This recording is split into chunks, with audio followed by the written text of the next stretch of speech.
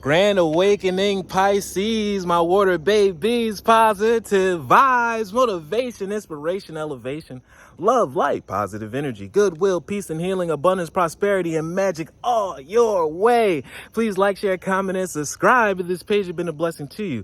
Check out my LinkTree, book a massage with me. Check out the NFTs, the ebooks, the music. I can't wait to meet you. Your word of the day is unconditional love.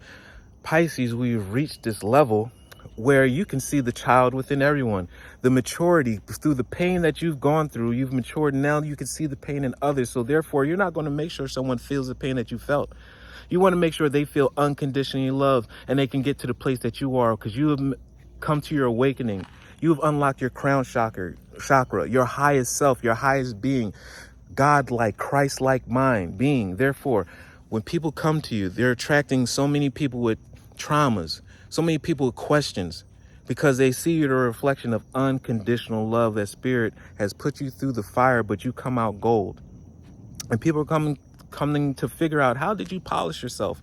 How did you do it? But the thing about Pisces right now, I love your healers. You guys make a difference where you're willing to sit and help people shine and polish their gold. Teach them how they get through the fire.